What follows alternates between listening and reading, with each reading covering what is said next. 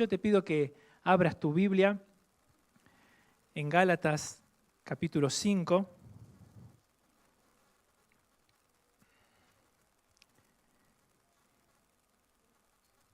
Y Pablo dice en este capítulo, estén firmes en la libertad con la que Cristo nos hizo libres y no estén otra vez sujetos al yugo de la esclavitud. Otra versión dice, no se vuelvan voluntariamente al yugo de la esclavitud.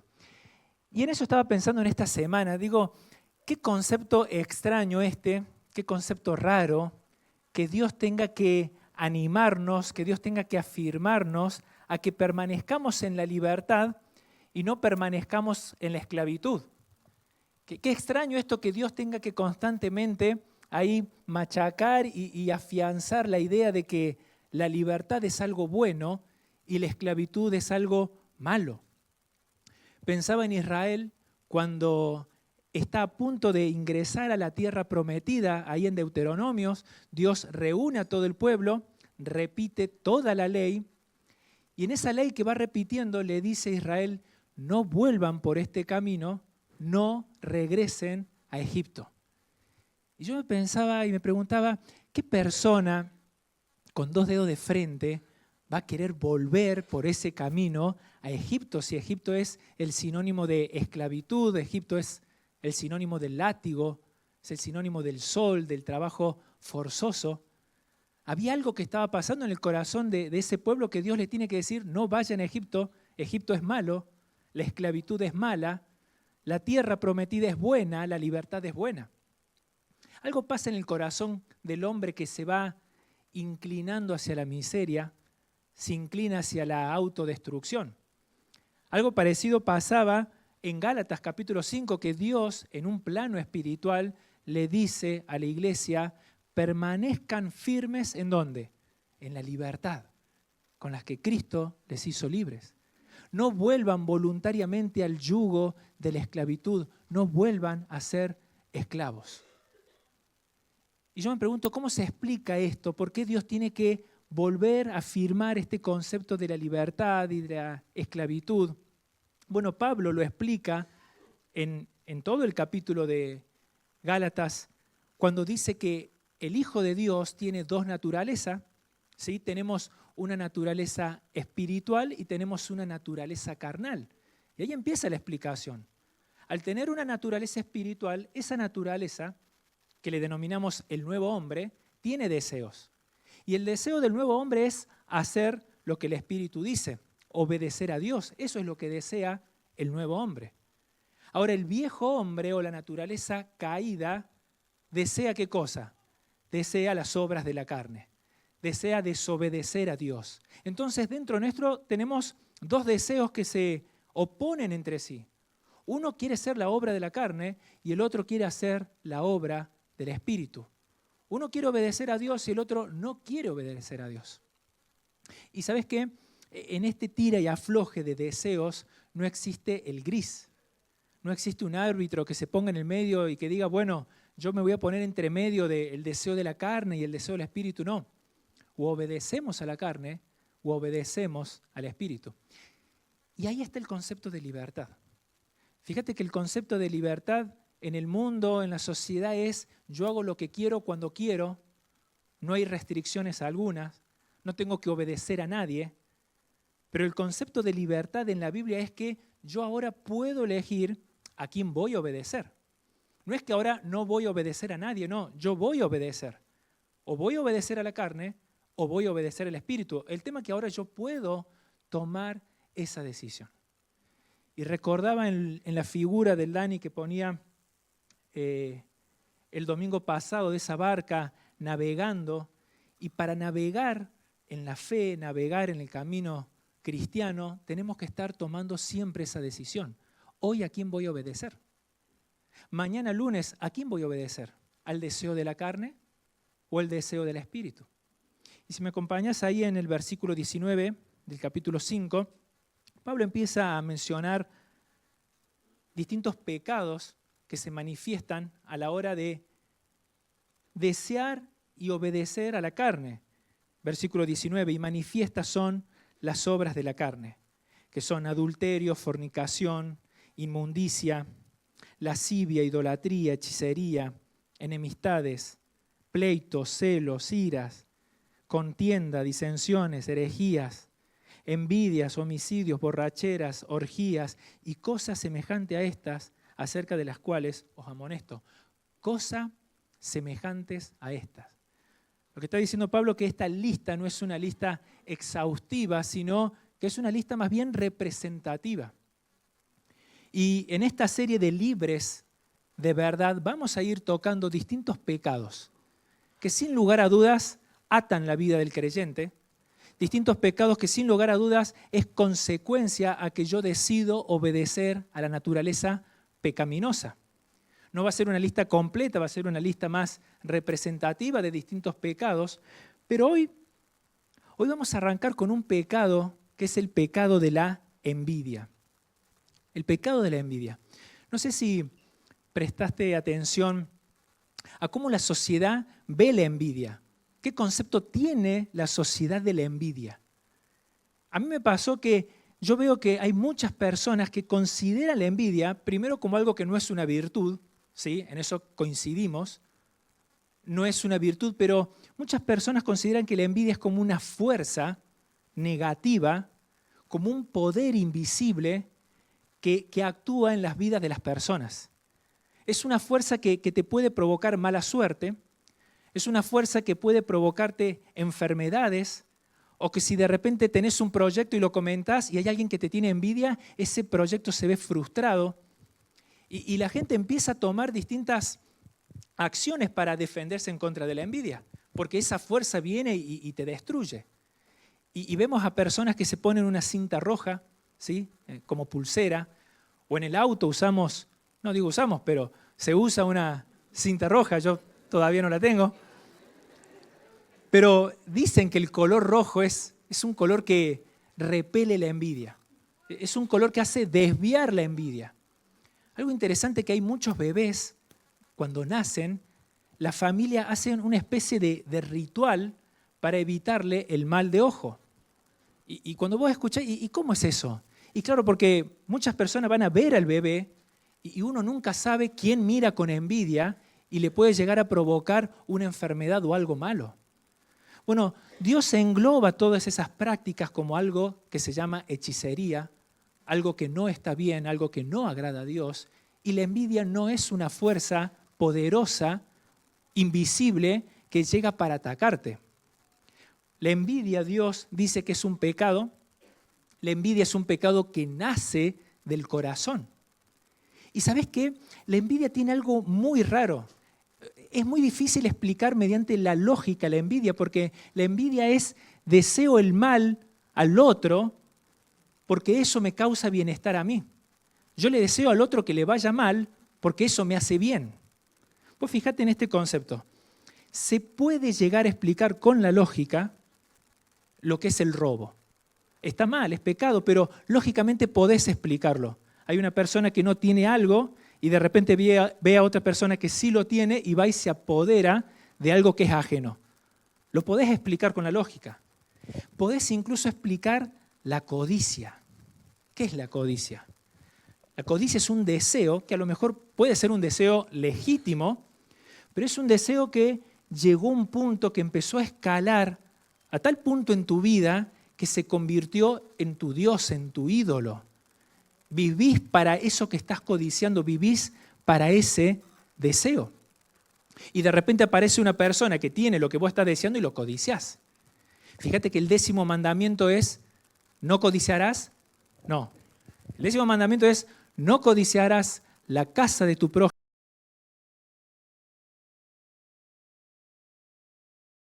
El buey, y empieza a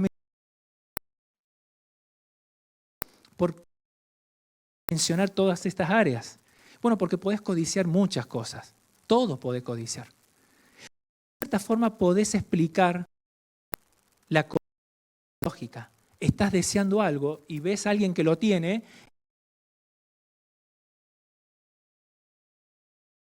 Por ejemplo, este fenómeno que es el vandalismo. Esto de provocar un daño a la propiedad ajena. Podés entender a alguien que se apropia de algo ajeno, pero ¿cómo explicás a alguien que va a destruir la propiedad ajena y a lo mejor no le hace falta? Porque esa persona, si no tiene lo que está rompiendo, no quiere que el otro tampoco lo tenga. Si esa persona no es feliz, no quiere que el otro sea feliz.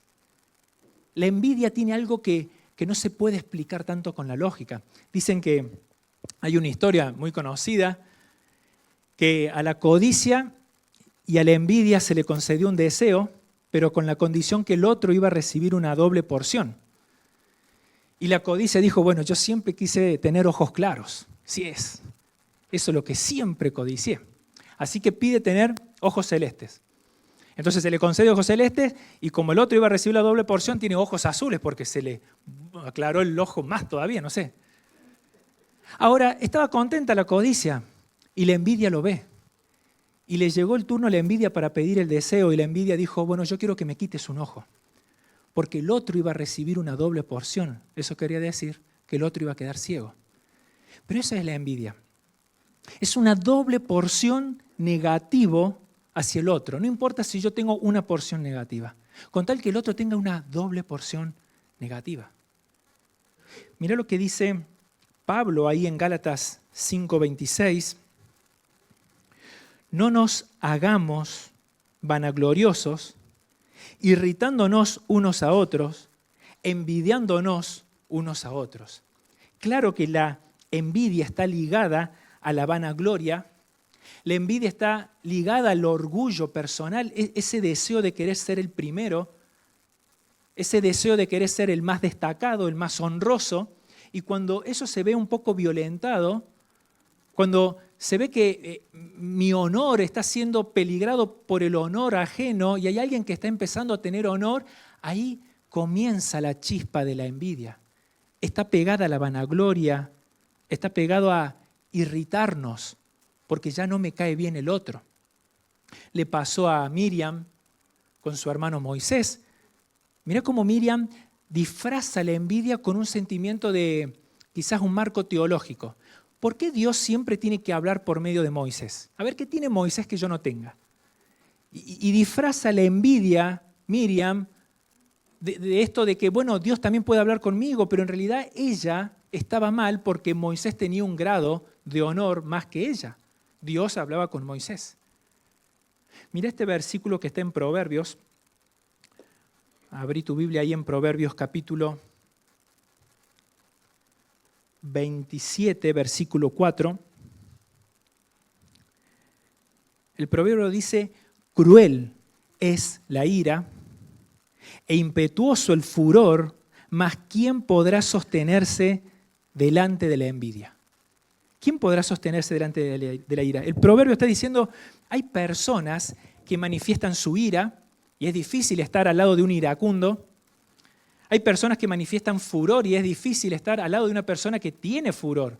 Ahora el proverbio termina diciendo, pero ni la ira ni el furor se compara con el enojo del envidioso. Hay que estar parado delante de un envidioso. Porque siempre va a querer procurar tu mal de distintas formas. Si no, pregúntale a José con sus hermanos. Dice que los hermanos de José lo envidiaban y que no podían hablarle con tranquilidad, con paciencia. Imagínate eso. Habían hermanos que todo el tiempo le hablaban con violencia porque le tenían envidia. Y es acá donde nosotros tenemos que empezar a revisar el corazón. ¿Estoy deseando el mal a otro porque de esa forma yo me siento bien?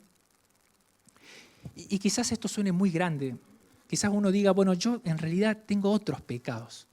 Quizás me identifico con la codicia, con los celos, pero con la envidia yo en realidad no me alegro por el mal ajeno.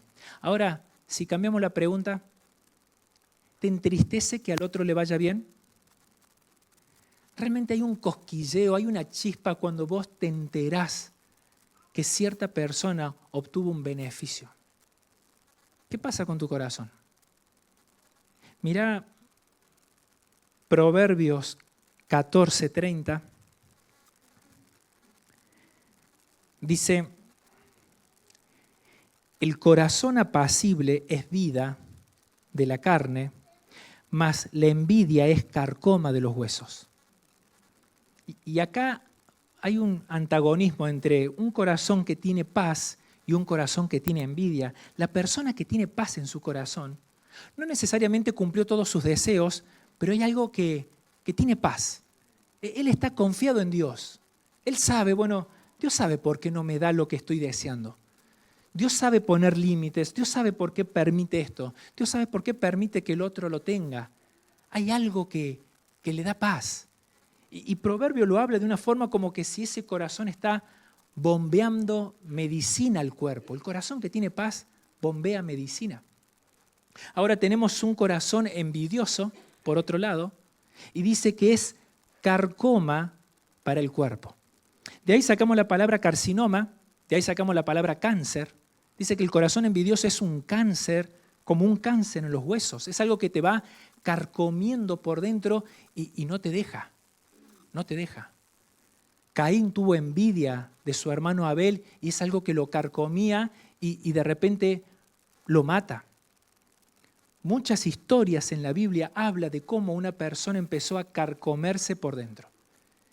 Y pensaba que para profundizar un poquito más en el concepto de la envidia, estaría bueno ver una historia donde podamos concretar o materializar cómo se va manifestando la envidia. Tenemos muchas historias en la Biblia, pero hay una que va como narrando paso a paso cómo va adquiriendo este carcoma una forma más grande, este cáncer, una masa más grande y termina controlando el cuerpo. Mira lo que dice Primera de Samuel, capítulo 18. Seguramente lo escuchaste, es el rey Saúl. Primera de Samuel 18:6 dice que aconteció que cuando volvían ellos, cuando David volvió de matar al filisteo, salieron las mujeres de todas las ciudades de Israel cantando y danzando para recibir al rey Saúl, con panderos, con cánticos de alegría y con instrumentos de música, y cantaban y las mujeres danzaban y decían: Saúl hirió a sus miles y David a sus 10,000. Y se enojó Saúl en gran manera y le desagradó este dicho y dijo: a David dieron 10,000 y a mí 1,000, no le falta más que el reino. Y desde aquel día Saúl no miró con buenos ojos a David. Fíjate el contexto.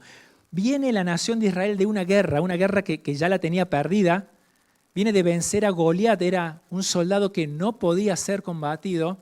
Y de repente de la galera, por gracia de Dios, Israel saca una victoria. Están entrando a la ciudad, están entrando a Israel y hay toda una alegría y toda una celebración. El pueblo cantaba con gozo. Y yo me pregunto para un gobernante, para un rey, para un presidente, si habrá algo más lindo que ver al pueblo que vos estás gobernando que tiene alegría. No sé si habrá algo más lindo que eso. Y ahí llegaba el rey Saúl viendo que todo el pueblo tenía alegría, tenía gozo, las mujeres cantaban y en vez de poner su mente en esa victoria que Dios le había dado, un acto milagroso, de repente afina el oído a una canción. Una canción que literalmente le cambia la vida. Una canción que detonó lo que en definitiva Saúl tenía adentro, la envidia. Y de repente escuchó esa comparación. Y ciertamente a nadie le gusta que nos estén comparando. Y menos que en la comparación nosotros estemos del lado de la balanza que pierde. El lado de la balanza que tiene menos honor. Pero no dejaba de ser una canción. No dejaba de venir de una victoria, de venir de una guerra que conquista. Y Saúl, en vez de detenerse en eso, se detiene en esta canción y literalmente lo cambia y empieza una chispa, empieza un carcoma que empieza a avanzar en su vida. Y ahí tenemos a David y tenemos a Saúl. Y vamos a avanzar y no vamos a leer toda la historia, pero podemos ver que David recibe bendiciones y podemos ver que Saúl cada vez envidia más a David. Y es como directamente proporcional. Mientras más bendiciones tiene David, más envidia tiene Saúl. Y pensaba que una de las bendiciones que tiene David, sin lugar a dudas, es su amigo Jonatán. Mirá lo que dice el versículo 1 del capítulo 18. Aconteció que cuando él hubo acabado de hablar con Saúl, el alma de Jonatán quedó ligada con la de David y lo amó. Jonatán como a sí mismo. Y Saúl le tomó aquel día y no le dejó volver a casa de su padre. E hicieron pacto con Jonatán y David porque él le amaba como a sí mismo. Y Jonatán se quitó el manto que llevaba y se lo dio a David y otras ropas suyas, hasta la espada, su arco, su talabarte. Y salía David donde quiera que Saúl le enviaba y se portaba prudentemente y le puso Saúl sobre gente de guerra y era acepto ante los ojos del pueblo. Acá tenemos Jonatán que después de ver la victoria de David contra Goliat dice que su alma se apegó a él, lo amó. Y la palabra amar es la misma palabra que usa la Biblia cuando Jacob habla de su hijo Benjamín, que lo amaba, amaba a su hijo. No es amor con tintes raros o pecaminosos, es un amor que realmente era que su alma se apegó a David, lo amaba como a un hijo, Jonatán. Y fue una bendición para David.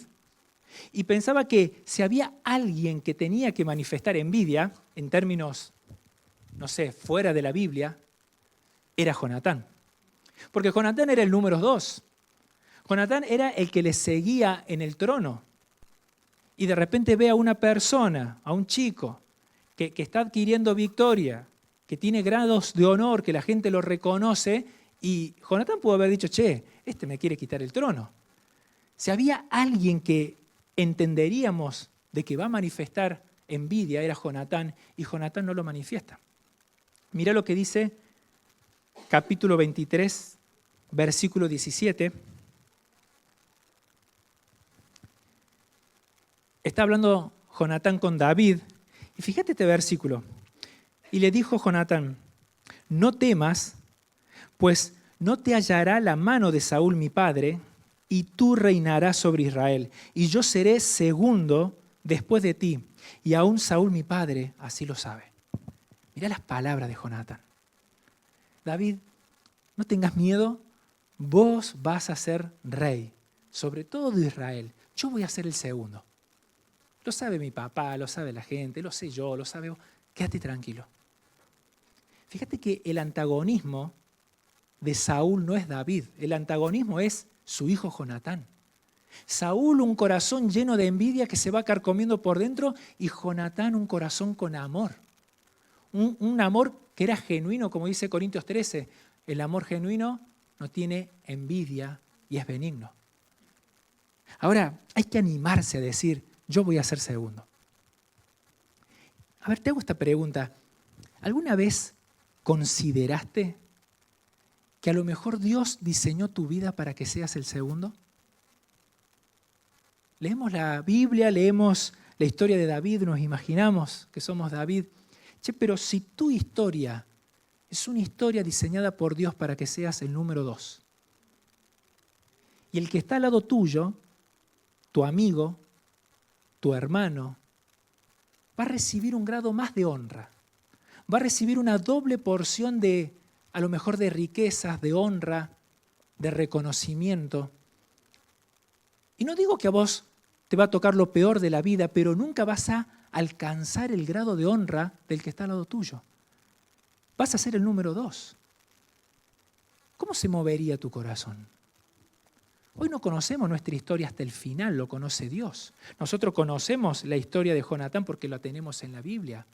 Pero si Dios diseñó así tu vida, y de repente ves a alguien que está al lado tuyo y tiene más honra, tiene más riqueza, tiene más belleza, tiene más capacidad, tiene más talento, tiene más dones, y vos no llegás. ¿Cómo se mueve tu corazón? ¿Se movería como Saúl?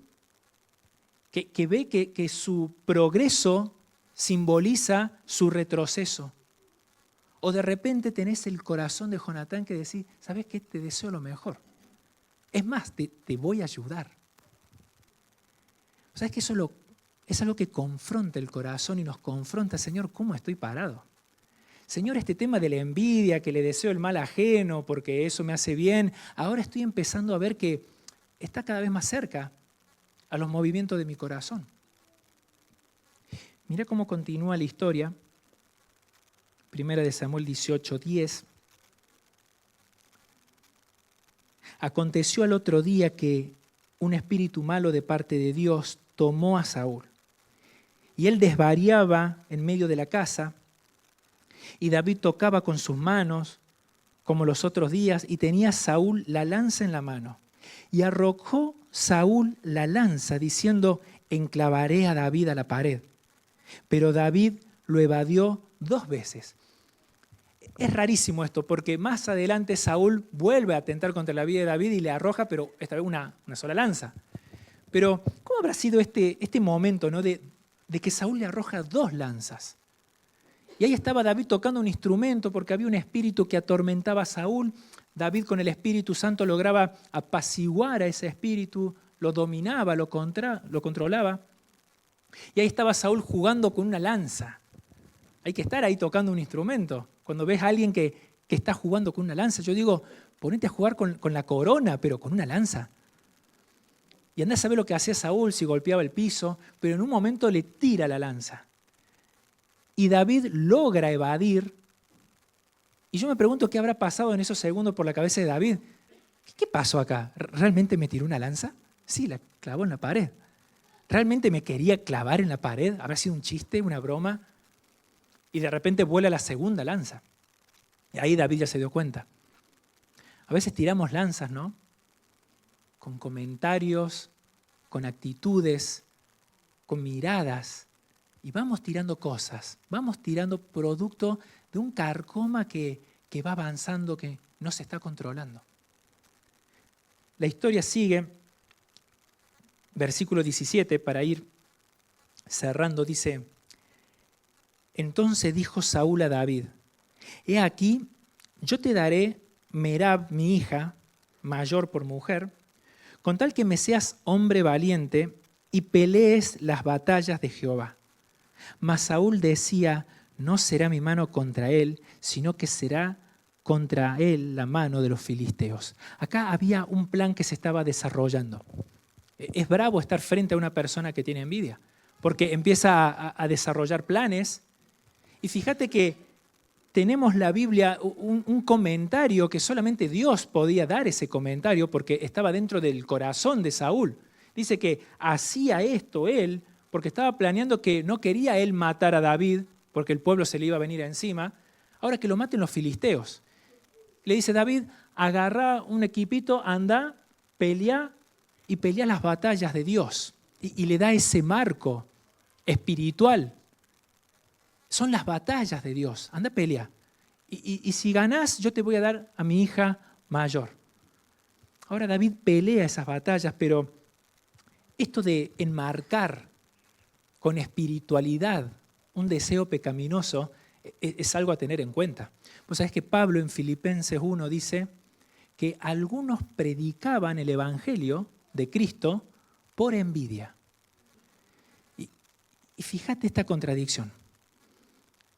El mensaje más solemne, el mensaje más sagrado, de una persona que se despoja a sí misma, de una persona que se entrega por amor al prójimo.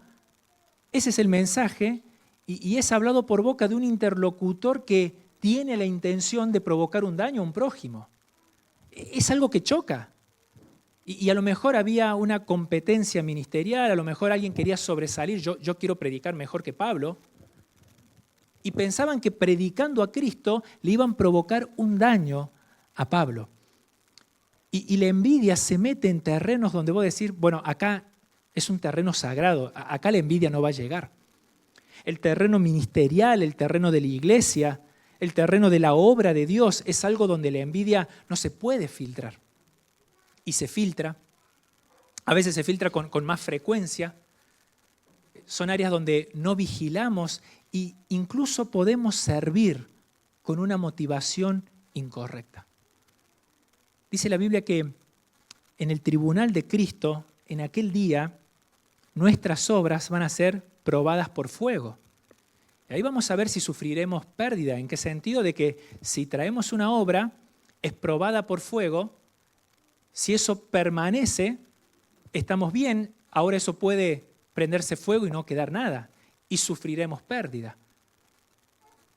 Y la pregunta es, ¿qué es este fuego? ¿Qué es esto que está comentando Pablo? Bueno, lo que Pablo está diciendo de una forma simbólica es que Dios conoce. Dios sabe las intenciones de tu corazón. A Dios no le hace falta una fogata para probar de qué material está hecho algo. Dios conoce la intención del corazón. Y sabe que a veces hacemos cosas para ganar honor. A veces hacemos cosas para ganar el primer lugar. Y Dios dice, eso no es nada. Eso se prende fuego, eso es madera, heno, hojarasca. Eso no prevalece. Lo que prevalece son las buenas intenciones para hacer una obra. Sea visible, no sea visible. Podés tener el primer lugar, podés tener el segundo lugar. Lo que vale es la intención. Podés ser miserable ocupando el primer lugar, si no preguntarle a Saúl. Podés ser totalmente pleno ocupando el segundo lugar, si no preguntarle a Jonatán. Dios pesa los corazones y sabe cuando hay algo que se mueve para provocar un daño, porque eso a vos te hace bien. La historia termina, nosotros la vamos a terminar acá, la historia, pero la historia continúa en la Biblia, porque ya en el capítulo 19, Saúl dice libremente, vamos a matar a David. Ya se acabó de sutileza, que los filisteos, que el plan. Jonatán agarró un ejército y moviliza todo un ejército, Saúl, para perseguir a David por varios años. Y uno se pone a pensar en esos años, en esos recursos que Saúl gastó en movilizar todo un ejército, las campañas, los soldados, para perseguir un hombre. Para perseguir un hombre, y todo esto comenzó por un cántico. Si vos retrocedés todo lo que pasó, todo esto comenzó con una chispa que no se controló y fueron 2 palabras. David mató a sus 10.000. Yo me pregunto, ¿quién gobernaba Israel en ese momento? Saúl era el rey, pero en vez de estar pensando, no sé, en los límites de las fronteras, estaba pensando en matar a una persona. ¿Cómo combatimos la envidia? ¿Qué le hubiéramos dicho a Saúl si nosotros hubiéramos sido el consejero de Saúl? Si Saúl viniera a tu casa y dice, vamos a tomar unos mates, mirá, me pasó algo, volvía de una batalla, matamos a un gigante increíble, pero hubo un grupo de personas que cantó esto, me comparó. ¿Qué le hubieras dicho vos? Me pregunté eso, ¿qué le hubiera dicho yo? ¿Qué me diría a mí mismo cuando noto movimiento en mi corazón que digo, che, esto no es sano? Che, acá hay algo que empezó a carcomerme. Y fue producto porque vi al otro que empezó a progresar. ¿Por qué no me causó la alegría que tiene el otro? Y sí, me pongo triste cuando el otro está triste, pero de repente tuvo algo bueno y yo no tuve gozo. De hecho, hasta me sentí incómodo, hubo un cosquilleo. Hermanos, creo que lo primero que debemos hacer si somos sinceros es reconocer que esto es frecuente, es ser honestos. Fíjate que cuando vas a un consejero, un discipulador, alguien, solemos decir y contar pecados, solemos exponer pecados, incluso hasta esos pecados más vergonzosos. Y hasta lo contamos con detalles. Pero ponete a pensar, ¿alguna vez confesaste, esta semana luché con la envidia? Mira, ayúdame porque esta semana realmente batallé con la envidia. Fue algo que me fue carcomiendo y es raro. Tenemos que ser honestos, punto número 1. Tenemos que orar. Señor, perdóname porque esto no lo puedo camuflar y le voy a llamar con otro nombre. No sé, es que tengo un sentimiento de justicia porque no es justo que él recibiera esa promoción. Yo tengo más méritos, yo tengo más años, yo tengo... Y camuflamos la envidia con... Es una cuestión de justicia. Es decir, Señor, yo lo llamo por su nombre, esto es envidia, te pido perdón.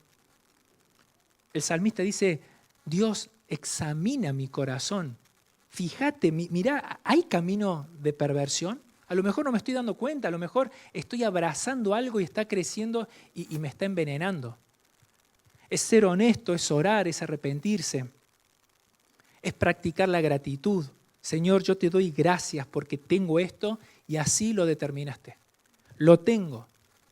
Señor, quiero ser feliz con esto. No quiero esperar lo otro para llegar a la plenitud. Quiero experimentar el contentamiento con esta realidad que tengo hoy. La fe es algo que realmente mata la envidia.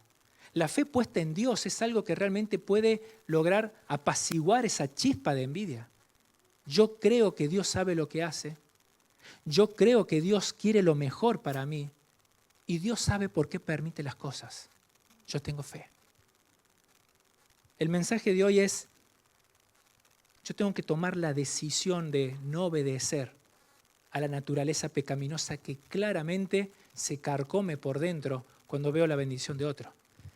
El mensaje de hoy es que yo soy libre para obedecer al Espíritu y amar. Amar con benignidad. Amar sin envidia. Amar sin envidia. Vamos a cerrar los ojos y vamos a orar y vamos a meditar un poquito en oración acerca de un tema que Dios quiere que no pase de ser percibido.